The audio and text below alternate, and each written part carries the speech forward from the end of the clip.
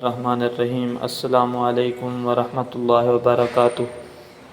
لبیک T V سے رب نواز لودھرا آپ کی خدمت میں حاضر ہے۔ آج ایک نئی ویڈیو کے ساتھ آپ کی خدمت میں حاضر ہیں۔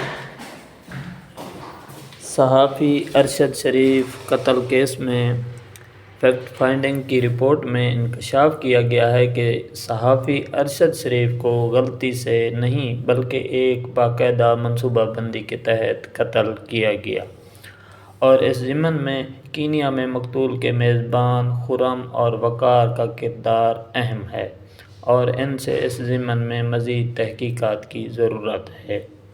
وفاقی تحقیقاتی ادارے یعنی FIA کے سربراہ کے دستخطوں سے جاری ہونے والی اس رپورٹ کو آج یعنی بدھ کے روز سپریم کورٹ میں پیش کیا گیا ہے۔ اس فیکٹ فائنڈنگ رپورٹ میں ارشد شریف کے قتل یعنی 23 اکتوبر سے لے کر کینیا میں ہونے والے تمام واقعات، ارشد شریف کے سفری record, mobile phone devices, what's app اور ای میل کی جائزہ رپورٹ بھی اس میں شامل کی گئی ہے۔ 592 صفحات پر مشتمل فیکٹ فائنڈنگ رپورٹ میں انکشاف کیا گیا ہے کہ ارشد شریف کو ایک منصوبہ بندی کے تحت قتل کیا گیا۔ اس فیکٹ فائنڈنگ رپورٹ میں کہا گیا ہے کہ جب اس واقعہ کی تحقیقات کے لیے ٹیم کینیا پہنچی تو اس کمیٹی کے ارکان نے 29 اکتوبر کو وقار احمد اور ان کی اہلیہ سے انٹرویوز کیے، جبکہ 30 اکتوبر کو وقار احمد کے ساتھ کرائم سین کا دوبارہ خاکہ تیار کیا گیا۔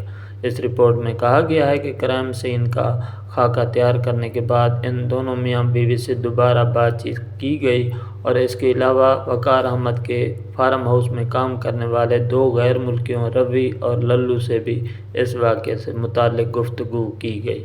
اس کے علاوہ ان 4 میں سے 3 پولیس اہلکاروں کے ساتھ بات چیت کی گئی جن پر الزام ہے کہ انہوں نے غلطی سے ارشد شریف کی گاڑی پر فائرنگ کی تھی۔ اس رپورٹ میں کینیا پولیس حکام کی طرف سے کمیٹی کے ساتھ عدم تعاون کا بھی ذکر کیا گیا ہے۔ اس رپورٹ میں کہا گیا ہے کہ کینیا پولیس کے حکام نے ان 4 پولیس اہلکاروں کے ساتھ شیڈول ملاقات کو منسوخ کر دیا تھا، جبکہ 3 پولیس اہلکاروں کے ساتھ ملاقات کروائی گئی، جبکہ چوتھے پولیس اہلکار کے بارے میں کہا گیا کہ وہ زخمی ہے۔ کینیا پولیس حکام کی طرف سے یہ دعویٰ بھی کیا جاتا رہا کہ ارشد شریف کا قتل غلط فہمی کا نتیجہ ہے۔ اس رپورٹ میں جائے حادثہ کا ذکر کرتے ہوئے بتایا گیا ہے کہ یہ علاقہ تنزانیہ اور کینیا بارڈر کے ساتھ ہے، اور یہ علاقہ کاروں کی سمگلنگ کے لیے مشہور ہے۔ اس رپورٹ میں اس بات کا بھی ذکر کیا گیا ہے کہ تکنیکی اعتبار سے کینیا کے حکام کی اس بات میں کوئی وزن نہیں ہے کہ اس شاہراہ کو رکاوٹیں کھڑی کر کے بند کر دیا جائے۔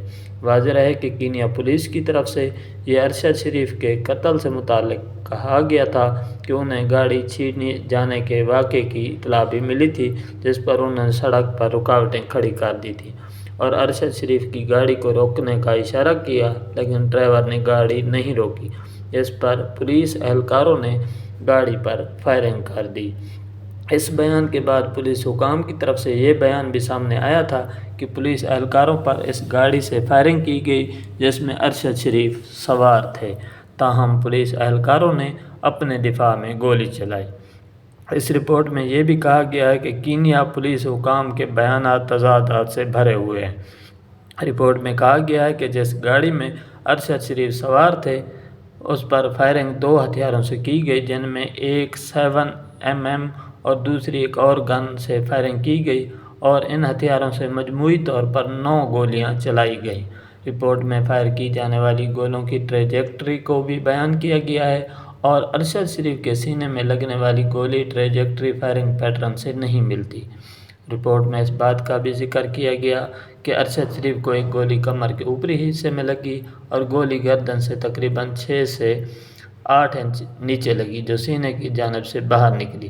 رپورٹ میں کہا گیا ہے کہ اس زخم سے یہ اندازہ کرنا مشکل نہیں ہے کہ گولی قریب سے چلائی گئی۔ اس رپورٹ میں کہا گیا ہے کہ ارشد شریف کو کمر پر بھی گولی ماری گئی، تاہم جس سیٹ پر مقتول بیٹھے ہوئے تھے اس کی سیٹ پر گولی کا کوئی نشان نہیں، جو کہ اس واقعے کو مشتبہ بناتی ہے۔ اس رپورٹ میں کہا گیا ہے کہ ارشد شریف کی پوسٹ مارٹم رپورٹ سے اس تاثر کو بھی تقویت ملتی ہے کہ قتل سے پہلے ارشد شریف کو تشدد کا نشانہ بنایا گیا۔ اس رپورٹ میں کہا گیا ہے کہ ارشد شریف کے زیر استعمال جو فون تھا وہ برآمد ہوا تو اس کو پاس ورڈ لگا ہوا تھا۔ اس رپورٹ میں کہا گیا کہ اس پاس ورڈ کو کریک کرنے کی کوشش کی گئی تو فورینزک ماہرین کا کہنا تھا کہ ایسا کرنے سے اس فون میں موجود ڈیٹا ختم ہو جائے گا، جو کہ تحقیقات میں کرامت ثابت ہو سکتا ہے۔ اس رپورٹ میں اس بات کا بھی ذکر کیا گیا کہ انہوں نے موبائل فون بنانے والی کمپنی کو اس کا پاس ورڈ دینے کی درخواست کی تھی، تاہم کمپنی کے حکام نے کلائنٹ پالیسی کی وجہ سے ارشد شریف کے مبینہ طور پر زیر استعمال موبائل فون کا پاس ورڈ دینے سے انکار کر دیا تھا۔ وقار احمد کے مطابق حادثے کے بعد پولیس نے ارشد شریف کا آئی فون، آئی پیڈ، والٹ، 2 عدد USB اس کے حوالے کی تھی۔ اس رپورٹ میں وقار احمد اور ان کے بھائی خرم احمد کے کردار پر سوالات اٹھائے گئے ہیں اور کہا گیا ہے کہ ان سے فیکٹ فائنڈنگ کمیٹی کے ارکان نے جو انٹرویو کیے تو ان کے بیانات ایک دوسرے سے نہیں مل رہے تھے۔ اس رپورٹ میں اس بات کا بھی ذکر کیا گیا ہے کہ جس روز ارشد شریف کو قتل کیا گیا تو اس وقت ان کی گاڑی خرم احمد چلا رہے تھے۔ اس رپورٹ میں یہ بھی کہا گیا ہے کہ دبئی میں قیام کے بعد ارشد شریف 20 اگست کو کینیا پہنچے، جہاں پر وقار احمد کے ایک رشتہ دار جس کا نام جمیل بتایا جاتا ہے اس نے ارشد شریف کا استقبال کیا اور ارشد شریف وقار احمد کے اپارٹمنٹ میں 2 ماہ اور 3 دن تک قیام پذیر رہے۔ وقار احمد نے کمیٹی کے ارکان کو بتایا کہ کینیا میں ویزے کے لیے انہوں نے ارشد شریف کو اسپانسر لیٹر دیا تھا، تاہم انہوں نے اس لیٹر کی کاپی کمیٹی کے ارکان کو فراہم نہیں کی۔ فیکٹ فائنڈنگ رپورٹ کے مطابق ارشد شریف کے کینیا میں میزبان خرم اور وقار کا کردار اہم اور مزید تحقیق طلب ہے۔ وقار احمد اور خرم احمد کمیٹی کے سوالات کا تسلی بخش جواب نہ دے سکے، جبکہ کچھ ایسی معلومات بھی ملی ہیں کہ وقار کا تعلق کینیا کے انٹیلی جنس سمیت کئی بین الاقوامی ایجنسیوں سے ہے، تاہم اس کی تصدیق ہونے کے بارے میں رپورٹ میں کچھ نہیں کہا گیا۔ اس رپورٹ میں کہا گیا ہے کہ وقار احمد کو جب فیکٹ فائنڈنگ کمیٹی نے طلب کیا اور ان سے اس قتل سے متعلق متعدد سوالات کیے تو وقار احمد کمیٹی کے سوالات کا تسلی بخش جواب نہ دے سکے۔ اس رپورٹ میں اس بات کا بھی ذکر کیا گیا ہے کہ جس وقت ارشد شریف کو قتل کیا گیا اس وقت گاڑی چلانے والے خرم کے بیانات تضادات سے بھرپور ہیں اور کمیٹی کے ارکان نے جب خرم سے ارشد شریف سے ملاقات اور وہ ان کی سفری تفصیل کے بارے میں پوچھا گیا تو خرم اس سے متعلق کوئی تسلی بخش جواب نہیں دے سکے۔ وقوع سے متعلق بتایا گیا ہے کہ خرم جو کہ ارشد شریف کو لے کر گاڑی میں جا رہے تھے کہ راستے میں انہیں سڑک پر پتھر نظر آئے، جس پر خرم نے ارشد کو بتایا کہ یہ ڈاکو ہوں گے۔ رپورٹ میں کہا گیا ہے کہ خرم نے بتایا کہ جیسے ہی سڑک پر پڑے پتھروں کو پار کیا تو انہیں گولیوں کی آواز سنائی دی اور خرم گولیوں کی آواز سن کر بھاگ گیا۔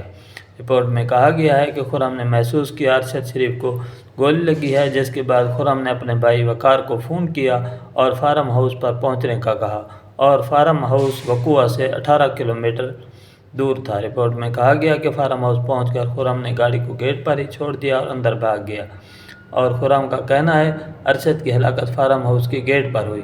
رپورٹ میں کہا گیا کہ وقوع سی جگہ سے فارم ہاؤس تک خرم کے علم میں نہیں تھا کہ ارشد زندہ ہے یا نہیں۔ رپورٹ میں کہا گیا ہے کہ یہ ایک عجیب بات ہے، ارشد کے سر میں گولی لگی تھی اور جس زاویے پر خرم بیٹھا تھا اسے نظر آنا چاہیے تھا کہ ارشد بری طرح زخمی ہے۔ اس رپورٹ میں کہا گیا ہے کہ یہ دونوں افراد مطلوبہ معلومات دینے سے ہچکچا رہے ہیں۔ رپورٹ میں کہا گیا ہے کہ وقار احمد نے پہلے فارم ہاؤس کی CCTV فوٹیج دینے پہ آمادگی ظاہر کی، لیکن پھر انہوں نے فوٹیج دینے سے معذرت کر لی۔ رپورٹ میں اس بات کا بھی ذکر ہے کہ ان دونوں افراد کے علاوہ 1 درجن کے قریب اہم کردار ارشد شریف سے مستقل رابطے میں تھے، اور وہ کردار پاکستان، دبئی اور کینیا میں مقتول کے ساتھ رابطے میں تھے۔ واضح ہے کہ اسلام آباد میں ارشد شریف کے قتل کا جو مقدمہ درج کیا گیا ہے اس میں وقار احمد اور خرم احمد نامزد ملزمان میں شامل ہیں۔ اس فیکٹ فائنڈنگ رپورٹ میں کہا گیا ہے کہ خاندان اور دوستوں کے مطابق ارشد شریف کو قتل کی دھمکیاں دی گئیں، تاہم مقتول ارشد شریف کو قتل کی دھمکیاں کس نے دی، اس کا کوئی ثبوت نہیں مل سکا، جبکہ ان کے خلاف پاکستان میں 16 مقدمات درج کیے گئے اور صرف 3 مدعیان ہی پیش ہو سکے۔ انہوں نے کہا کہ ایک دن میں ارشد شریف کے خلاف 3 FIR درج کی گئی۔ اس رپورٹ میں کہا گیا ہے کہ کمیٹی کے ارکان کو ارشد شریف کے خلاف درج ہونے والے مقدمات میں سے صرف 9 مقدمات کی کاپیاں فراہم کی گئی، اور کمیٹی نے اسلام آباد، بلوچستان، سندھ کے IGS کو بھی خطوط لکھے۔ اس رپورٹ میں اس خدشے کا اظہار کیا گیا ہے کہ FIR کے اندراج میں قانونی طریقوں کو پورا نہیں کیا گیا۔ اسلام آباد ہائی کورٹ میں حفاظتی ضمانت کروانے کے لیے جب ارشد شریف آئے تھے تو انہوں نے الزام عائد کیا تھا کہ انہیں دھمکیاں دی جا رہی ہیں کہ ان کے خلاف بلوچستان میں مقدمات کے لیے درج کروائے جائیں گے۔ جب وہ اس مقدمات کی پیروی کے لیے وہاں پر جائیں گے تو آپ کو لگ پتہ جائے گا۔